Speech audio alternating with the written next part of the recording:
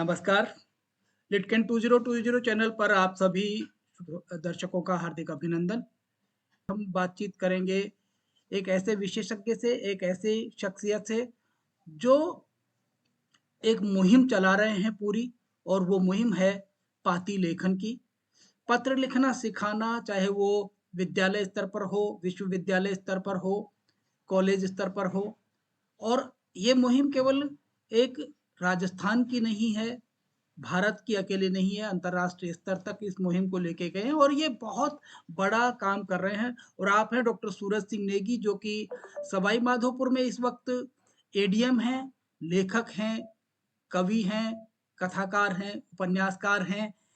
चलिए हम आपका रूबरू करवाते हैं। नेगी साहब, स्वागत आज के इस कार्यक्रम में।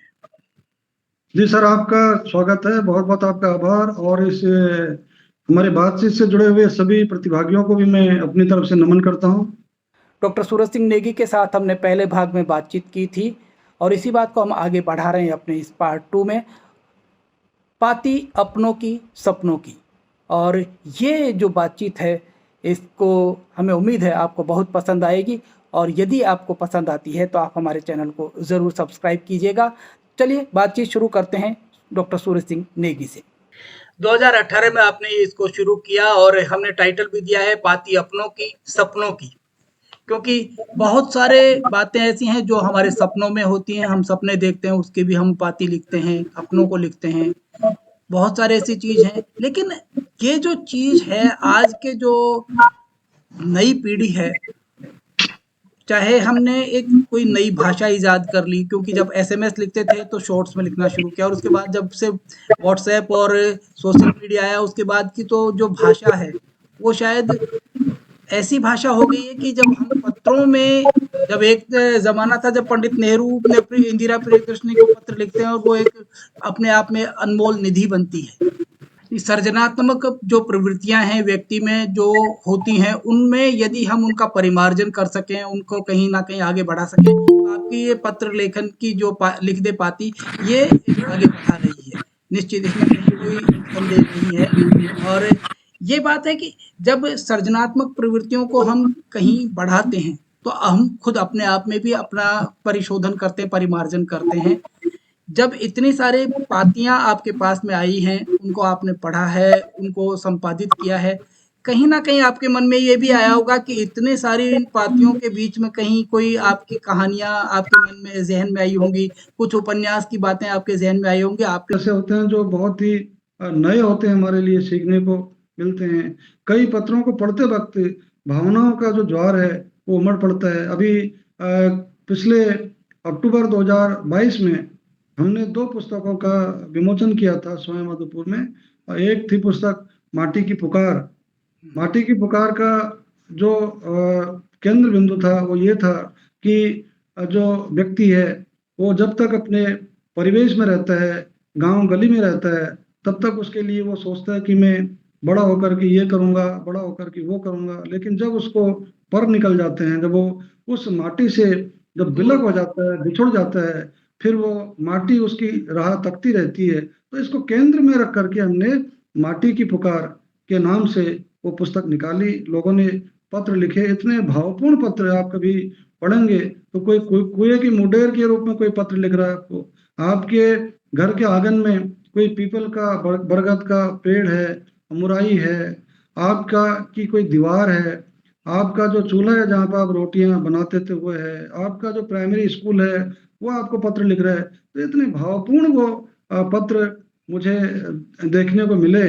क्योंकि मैं पहाड़ी क्षेत्र से आता हूँ, उत्तराखंड से आता हूँ, मुझे भी अरसा हो गया गांव छोड़े हुए, लेकिन मैं बीच बीच में जाता रहता हूँ। जब मैंने माटी की पुकार के इन पत्रों को पढ़ा, और एक एक पत्र को पढ़ते पढ़ते मेरी भावनाएं अंदर से जागृत हो गई, संवेदनाएं इतनी ज्यादा मेरे अंदर आ गई।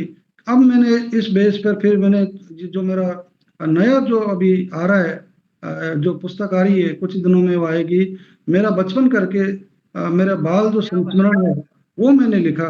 तो मुझे ये जो प्रेरणा तो अंदर से थी, लेकिन मैं ज्यादा ये मुखर हुई मेरी प्रेरणा माटी की पुकार को मैंने जब उन किताब में जब वो पत्र मैंने पढ़े, तो अनेक उसमें भावनाओं का जिक्र है। इसी तरह से दादा दादी नाना नानी जो कि आज केवल एक तरह की किताबों में लिखे गए हैं, लेकिन अगर आज बच्चों से पूछें तो उनके पास वक्त नहीं है अपने दादा दादी नाना नानी के पास बैठने का। पहले गर्मियों की छुट्टियों में जरूर बच्चे जाते थे, लेकिन आजकल बच्चों को अलग से कोई हॉबी क्लासेज के नाम पर एक नया एक फैशन चल पड़ा है हमारे देश में कि समर हॉबी कैंप। क्लास हम समर कैंप चलाएंगे। पहले तो साल भर उनको स्कूलों में भेजते रहे, और फिर जब दादा दादी नाना नानी के पास जाने की बारी आती है फिर समर कैंप में धकेल दें, तो वो संवेदनाएं कहाँ से आएंगी। तो हमारे जो पत्र विधा के जो मुहिम के लोग हैं उन्होंने पत्र लिखे अपनी दादा दादी नाना नानी की यादों के नाम। मतलब कितना एक सुनहरा दौर था जब दादी और दादा नाना नानी के हाथ की बनी रोटियां बनी सेवइयां वो बच्चे खाते थे, और गांव गली में जाते थे, कभी गन्ने के खेत में जाकर के गन्ना चूसते थे। आज के बच्चों को पता नहीं कि गन्ना कैसा होता है। बिल्कुल। आज के बच्चों को ये पता नहीं कि खेतों में जो बनी क्यारियां हैं उनमें जो पानी का जो दोहरा होता है वो कैसा होता है, कहाँ से सीखेंगे। तो वो पत्र जो हमारे आए दादा दादी नाना नानी की यादों के झरोखे से, उसमें आप जब पढ़ेंगे तो आपको अंदर बहुत कुछ मिलेगा। और मैं दावे के साथ ये कह सकता हूँ कि इन पत्रों को अगर कोई पढ़ ले आज की पीढ़ी, तो वो कभी भी अपने बुजुर्गों का अपमान नहीं करेगी, अपने दादा दादी नाना नानी क्या कभी अपमान नहीं करेगी, और उनको बहुत बड़ा रेस्पेक्ट देगी। तो ये जो पत्र विधा की जो एक मुहिम है, मैं ये निवेदन करना चाहूंगा कि केवल हमारे जो पाती जो प्रतियोगी हैं, हमारे जो प्रतिभागी हैं, हमारे जो कुटुंब के लोग हैं पाती परिवार के, वो केवल पत्र नहीं लिख रहे हैं बल्कि आने वाली जो नस्लें हैं उनको नसीहतें देख रहे हैं। बिल्कुल आप बिल्कुल एक माँ की पाती बेटी के नाम पढ़िए आप, और मैं दावे के साथ कह सकता हूँ 115 पत्र हैं इसमें, कि जिस बेटी ने वो पत्र पढ़ लिया, चाहे वो बेटी स्कूल जाने वाली है, चाहे वो हॉस्टल में रह रही है, चाहे वो शादी करके अपने ससुराल जा रही है, चाहे वो किसी बच्चे की माँ बन गई है, सास बनने वाली है, तो उन पत्रों को अगर कोई भी बेटी पढ़ेगी तो वो बहुत कुछ उसको सीखने को मिलेगा। पत्र पिता के आप पढ़ेंगे तो आपको लगेगा कि पिता का कितना बड़ा ऊंचा कद है, पिता कितना अपने संतान के लिए सोचता है। बाहर से वो नारियल की तरह कठोर जरूर होता है, लेकिन अंदर से उसका जो हृदय है वो मन कोमल है। ये पत्र पिता की पढ़ करके हमें बहुत अच्छी तरह से आ सकता है। इसी तरह से जो आज पर्यावरण पर जो संकट आन पड़ा है, पर्यावरण संकट पर आन पड़ा जो संकट है, उसको हमने केंद्र में मान करके प्रकृति ने आपको पत्र लिखा, आम के पेड़ ने लिखा, किसी जानवर ने लिखा, किसी जंगल में जो बरगद बूढ़ा बरगद है उसने पत्र लिखा, आम के पेड़ ने पत्र लिखा। तो प्रकृति भी अपना दर्द हमें बयां कर रही है। तो उस पुस्तक को, प्रकृति की पुकार एक पुस्तक है, उस पुस्तक को अगर हम पढ़ेंगे तो हमें लगेगा कि वाकई में प्रकृति के साथ जो छेड़छाड़ हो रही है ये कदापि छेड़छाड़ नहीं होनी चाहिए।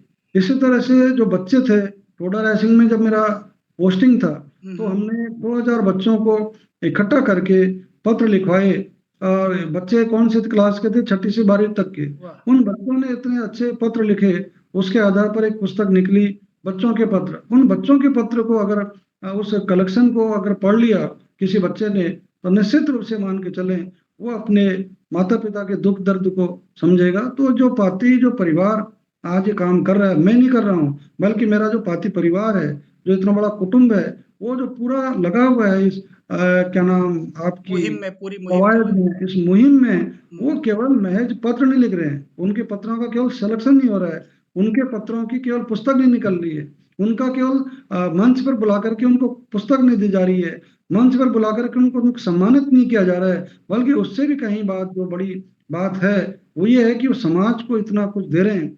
हो सकता है आज अभी उन पत्रों की अहमियत नहीं समझें, लेकिन कभी ना कभी मैं जरूर आपसे कहना चाहूंगा कि अगर पत्र पिता के कोई भी बच्चा पढ़ ले जो भटक रहा है अपने जवानी के दौर में, या उसको रास्ता नहीं मिल रहा है, तो निश्चित रूप से उसे राह मिलेगी। बेटा वो मेरा हो सकता है, आपका हो सकता है, किसी तीसरे का हो सकता है, लेकिन पिता सार्वभौमिक होता है। पिता की जो नसीहतें हैं वो हर पिता की एक ही तरह की नसीहतें होती हैं, हर माँ की एक ही तरह की नसीहत होती है, हर बेटे की एक ही तरह की ख्वाहिश होती है। तो ये जो मुहिम है ये महज पत्र लिख के डाक में डाल के हम तक आना, उसका सिलेक्शन होना, किताब छपना, यहीं तक नहीं होकर के, बल्कि इसका बहुत बड़ा फलक है, बहुत बड़ा इसका उद्देश्य है। और निश्चित रूप से आप ये मान के चलिए कि आने वाले समय में इससे बहुत लोगों को फायदा होगा। संस्कृति के आपको बहुत कुछ दे रहे हैं, आप हमारे संस्कारों को बहुत कुछ दे रहे हैं और उनको संस्कारों को जिंदा रखे की मुहिम है। नेगी साहब, चलते-चलते आपसे एक बात पूछना चाहेंगे कि इतने सारे अलग-अलग जगहों से पत्र आए हैं, विदेशों से भी इसमें पत्र लेखन के लोगों ने किया है, देश के विभिन्न अंचलों से, विभिन्न राज्यों से। तो ऐसे में जो आंचलिक बोलियां हैं, आंचलिकता का प्रभाव भी उनमें कहीं न कहीं दिखता होगा, और वो आंचलिकता का प्रभाव जो हमें दादी-नानियों की कहानियों में मिलता था, आज के बच्चों को कहीं न कहीं वो इन पत्रों के माध्यम से जानने को मिल रहा होगा। बिल्कुल सर, आपने सही कहा कि अलग-अलग प्रांतों से ये पत्र हमारे पास में आ रहे हैं। हिंदुस्तान भर के करीब 22 राज्यों तक इसकी मुहिम की आज पहुंच हो चुकी है। नहीं, और विदेशों से भी, अमेरिका, विश्व के सऊदी अरब, रूस, विश्व के जॉर्जिया, बहुत सारे देशों से आपके हाँ, पास पत्र आए हैं। विश्व के तकरीबन 9 या 10 देशों से हमारे पास में आज पत्र आ रहे हैं। जहां तक बात आती है आंचलिकता की, तो उन पत्रों को पढ़ कर के लगता है, और अब तो ये लगने लग गया कि ये कहाँ कौन सी जगह से पत्र आया होगा। और हर अंचल की अपनी विशिष्टता होती है। जैसे बिल्कुल। विष्णु सरल शास्त्री हमारे उत्तराखंड के हैं, हम्म। जीवन दानु हिरेस हैं, तो उनके जितने भी पत्र मैं पढ़ता हूँ, तो पूरी उनकी पहाड़ी बोली, पहाड़ी भाषा वो कहीं ना कहीं परिलक्षित होती है। वो पहाड़ों का दर्द, एक श्याम मटपाल हैं उदयपुर के, तो उनका पत्र पढ़ने से हमें पता चलता है। बिहार में आप देखेंगे, मीरा सिंह जी बिहार की रहने वाली हैं, उनका पत्र पढ़ेंगे तो उसमें बिहार का जो परिवेश है वो उसमें परिलक्षित होता है। ऐसे भोपाल के हमारे साथ कई हमारे जुड़े हुए हैं पत्र लेखक, उनकी अब बात पढ़ेंगे तो मतलब कहने का मेरा ये तात्पर्य है कि जिस प्रांत से हम आते हैं, जहाँ की मिट्टी में हम रचे बसे हैं, भले ही हम कहीं भी चले जाएं, किसी भी स्टेज को प्राप्त कर लें, लेकिन कृत्रिमता का आवरण हम भले ही ओढ़ लें, लेकिन हमारी जो मौलिक चिंतन है, हमारा जो मौलिक जो परिवेश है, उसे हम नहीं भूलते। तो ये पत्रों में निश्चित रूप से कहीं न कहीं वहाँ का परिवेश छिपा रहता है। और बतौर संपादक हम कहते हैं, संयोजक कहते हैं, जब हम उन प्रत्येक पत्रों को पढ़ते हैं, बहुत कुछ सीखने को मिलता है। और अब तो पत्र लेखक का नाम अगर हम छिपा दें तो भी ये पता चल जाता है कि ये किसने किस लिखा है? प्रांत का, किस आंचल का और किसने लिखा होगा, बिल्कुल, उसकी शैली को हम पहचानने लग गए हैं। तो हर लेखक की अपनी एक विशिष्टता होती है, उसकी अपनी एक कहने का एक तरीका होता है, बतियाने का एक तरीका होता है, जो ये पत्रों के माध्यम से हमें उसकी जानकारी मिलती है। जब इन पुस्तकों को अध्ययन जो भी विश्वविद्यालय के बच्चे करेंगे, या कोई भी व्यक्ति, चाहे वो विद्यार्थी हो, चाहे वो अभिभावक हो, या कोई भी एक सामान्य पाठक हो, जब जब भी करेंगे तो निश्चित रूप से एक बात तय है कि वो देश और विदेश की आंचलिकता का प्रभाव, वहाँ की बोलियां, वहाँ की संस्कृति, वहाँ का सांस्कृतिक परिवेश, इन सब का कहीं ना कहीं वो प्रतिबिंब होगा, वो पत्र। और ज़ाहिर सी बात है, उनको बहुत कुछ सीखने को मिलेगा। और ये जो मुहिम है, निश्चित रूप से हम ये कह सकते हैं कि पूरी दुनिया में अपने आप में एक अनूठी, एक अलग तरह की एक मिशन आपने चलाया है, एक अलग तरह की मुहिम है। इसके लिए आपका बहुत बहुत आभार, और जितना हम आपका साधुवाद व्यक्त कर सकते हैं करना चाहिए। और ये कोई इतना आसान काम नहीं है, ये आपने बहुत बड़ा काम पूरी दुनिया के लिए किया है। जी सर, मैं आपका भी आभार व्यक्त करना चाहूँगा, आपने हमें मौका दिया। और साधुवाद मेरा नहीं, बल्कि साधुवाद हमारे मुहिम से जुड़े हुए जितने भी तमाम हमारे लोग हैं, हमें सहयोग देने वाले, हमें मार्गदर्शन देने वाले, उनका सबका साधुवाद है, क्योंकि उनके बगैर हम एक कदम आगे नहीं बढ़ सकते। हाँ, इतना मैं ज़रूर कहना चाहूँगा कि आपने जो अभी ज़िक्र किया, मैं इसलिए नहीं कह रहा हूँ कि हमने इसका संपादन किया, ये हमारी मुहिम है, बल्कि आने वाली पीढ़ी के लिए, आने वाले समय के लिए, न केवल बच्चों के लिए, बड़ों के लिए, बल्कि समाज सेवकों के लिए, प्रशासन के लिए, और जो नीति नियामक हैं उनके लिए, ये जो पाती आधारित जो पुस्तक हैं, इन पुस्तकों का वो पढ़ेंगे तो उनको हर एक पुस्तक में, हर एक पत्र में कुछ ना कुछ नई चीज मिलेगी। केवल अपनी भावनाएं इसमें व्यक्त नहीं की गई हैं, अपने संदेशे नहीं दिए गए हैं, बल्कि कई जगह आप इसमें देखेंगे कि बहुत बड़ा एक चिंता जाहिर की गई है। गांधी जी के जो अमृत महोत्सव चल रहा है उसको भी हमने केंद्र में रख करके पत्र लिखवाए थे, बापू की चिट्ठी मेरी जुबानी। तो बापू की चिट्ठी मेरी जुबानी में बापू सार्वभौमिक हैं, बापू आज भी हैं, बापू आज से पहले भी थे और आने वाले समय में भी महात्मा गांधी रहेंगे। तो लोगों की जो चिंता है गांधी को लेकर के, गांधी जी के विचारों को लेकर के, आप उन पत्रों को पढ़ेंगे, बापू की चिट्ठी मेरी जुबानी, तो मैं अपने ऊपर लेता हूँ कि मैं गांधी जी को थोड़ा बहुत मैं जानता था, पढ़ा भी मैंने है, मेरा प्रिय भी रहे हैं गांधी जी, लेकिन मैं इतना नहीं जानता था गांधी जी के बारे में। जब हमने उन पत्रों को पढ़ा उस पुस्तक में, और एक से एक नई चीजें लोग रिसर्च करके लाए, तो ये निश्चित तौर पर अगर कोई व्यक्ति उसको पढ़ता है, गांधीवादी विचारक या कोई अन्य, तो उसको बापू के विचारों से वो तारतम्यता उसकी जुड़ेगी। शिक्षक को केंद्र में रख करके हमारे देश में 1952 से लेकर आज तक कई सारे आयोग बन गए, कई सारे तरह के कमीशन आए, समितियां बनी, लेकिन शिक्षक एक ऐसा वर्ग है जिससे ये पूछा नहीं गया कि आप किस तरह की चीज चाहते हैं, कि आपकी शिक्षा का मानदंड क्या होना चाहिए, क्या शिक्षा नीति होनी चाहिए। हमारे जो पाती लेखक हैं उन्होंने शिक्षकों को एक पुस्तक लिखी है, शिक्षक के नाम पाती। अगर उन शिक्षक के नाम पाती को कोई पढ़ लें, समाज पढ़ ले या जो नीति नियामक पढ़ लें, तो मैं ये मान के चलता हूँ कि उसको बहुत कुछ शिक्षा के क्षेत्र में एक क्रांतिकारी परिवर्तन आ सकता है। तो मेरा तो यही कहना है, आग्रह है, हम तो आग्रह कर सकते हैं क्योंकि हमने अपनी मुहिम के माध्यम से यहाँ तक इन पुस्तकों को पहुंचा दिया, पुस्तकें प्रकाशित हो गई, लाइब्रेरी में पुस्तकें चली गई। अब ये समाज की बारी है, आप जैसे वृद्धजनों की बारी है कि किस तरह से इसको हम आगे लाएं, ताकि आने वाली जो पीढ़ी है जिनके लिए ये पत्र लिखे गए हैं उन तक ये पहुंचे और उन तक संदेशा जाए कि ये एक महज एक कोई पुस्तक नहीं है, केवल कागज, इसमें 300-400 कागज इसमें समेटे नहीं गए हैं, बल्कि इसमें अलग अलग लोगों के विचार हैं, उनकी भावनाएं हैं, उनका दर्शन है, उनके जीवन का अनुभव है। ये तमाम पुस्तकें बहुत कुछ समाज को दिग्दर्शन कराती हैं और ये न केवल एक उम्र के व्यक्ति को बल्कि सभी आम आवाम से लेकर के बड़े बड़े जो राजनेता हैं उन तक के लिए इसमें इन पत्रों में बहुत कुछ है। आपने बहुत अच्छा आज ये विषय लिया और हमें आपने ये बात, अपनी बात सबके सामने कहने का आपने अवसर दिया। इसको तो हम, हमारे ये जो पाती मुहिम है हमारे लिए एक बहुत बड़ा अच्छा संदेशा है। मैं आपका बहुत बहुत आभार व्यक्त करना चाहूँगा और साथ ही जो भी मुहिम से जुड़े हुए हमारे इसमें प्रतिभागी हैं उनको भी मैं नमन करना चाहूँगा, क्योंकि जब तक उनका सहयोग नहीं मिलेगा हम एक कदम भी आगे नहीं बढ़ सकते हैं। मुहिम चलाना कोई आसान काम नहीं है, बहुत ही मुश्किलात इसमें आते हैं, लेकिन सभी लोगों को साथ लेकर के, सभी का मार्गदर्शन अगर इसमें हमें मिलता रहेगा तो नित्य नए नए आयाम हम गढ़ेंगे।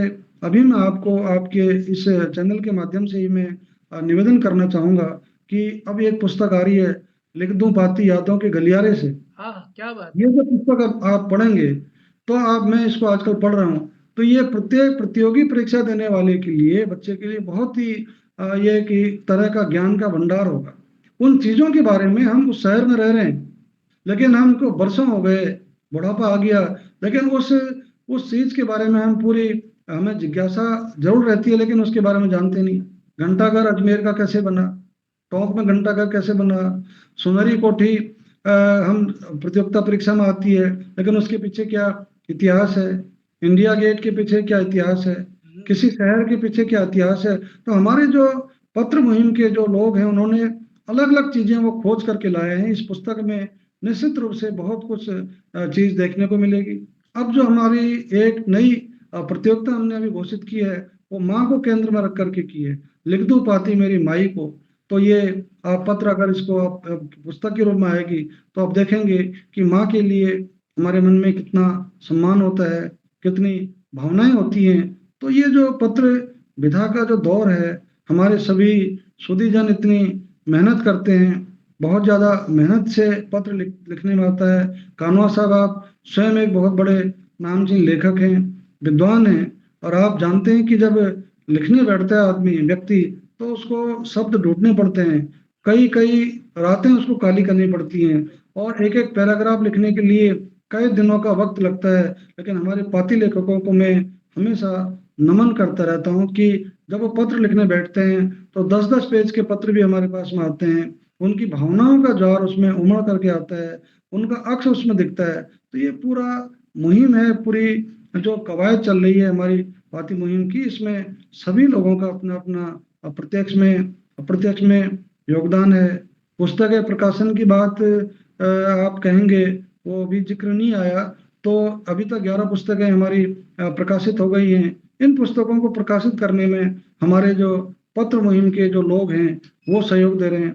सरकार हमें सहयोग देती है, जैसे महिला अधिकारिता विभाग बूंदी और स्वयं मधुपुर ने 2 किताबें छपवाई, माँ की पाती बेटी के नाम और लिख दी पाती बाबुल को, ये सरकारी विभाग ने छपवाया। इसके अलावा जो अभी डाकिये की पाती की हम बात कर रहे थे, ये भारतीय डाक विभाग ने इस पत्र को छपवाया है। तो ये जो हमारा, हम तो एक तरह के क्या कहते हैं कि एक शिक्षक की भूमिका में हम काम कर रहे हैं। एक तरह के सुदामा की तरह हम लोग उस हैसियत में, हमारा अपना ये इसमें आप सबको कुछ जोड़ भी के नहीं चल है। रहे हैं और पूरा सारे विभागों को भी जोड़ जी, के जी, चल जी। रहे हैं आप। पूरा का पूरा एक तरह का ये अनार्थिक हमारा समूह है, और बिल्कुल। इस समूह में हमें अन्य लोगों का, अन्य संस्थाओं का, सबका हमें सहयोग मिलता है। तो कुछ लोग पर्दे के सामने हैं और कुछ लोग पर्दे के पीछे हैं, लेकिन कुल मिलाकर के जितने भी इस मुहिम से जुड़े हुए हैं, उन सबको मैं नमन करता हूँ। हृदय की गहराइयों से उनका सबका मैं आभार व्यक्त करता हूँ, जो हमें हमेशा अपनी इस मुहिम में सहयोग दे रहे हैं। नेगी साहब, हमारे साथ आज बहुत सारे लोग इस पे जुड़े हुए हैं। हम कुछ स्क्रीन पे दिख रहे हैं, कुछ स्क्रीन पे नहीं दिख रहे हैं। हम इन सब का भी आभार व्यक्त करना चाहेंगे। और ये हम कह सकते हैं कि ये हमारे समय का दस्तावेज हैं, ये सभी पुस्तकें 11 की 11 पुस्तकें। और इस समय के दस्तावेज को जब कभी भविष्य में पढ़ा जाएगा, तो हर व्यक्ति ये कहेगा कि इससे बड़ी कोई वैश्विक मुहिम हो ही नहीं सकती है, जो जहाँ पर्यावरण की बात करते हैं, जहाँ माँ की बात करते हैं, जहाँ पिता की बात करते हैं, उन सभी संवेदनाओं की, उन सभी भावनाओं की बात करते हैं। और नेगी साहब और पूरी टीम जो इनके साथ जुड़ी हुई है, उसका हम हार्दिक आभार व्यक्त करते हैं। आप सभी जो जुड़े हमसे, उन सबका भी हार्दिक आभार। नेगी साहब, आपका बहुत-बहुत धन्यवाद। बहुत-बहुत धन्यवाद। तो ये हमारी बातचीत आपको कैसी लगी?